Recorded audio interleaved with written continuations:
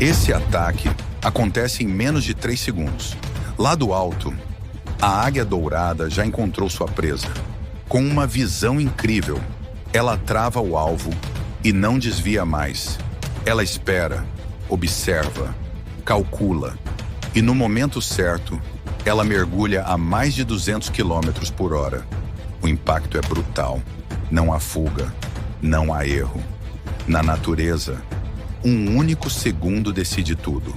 Mas o que você não viu ainda é até onde essa águia é capaz de ir.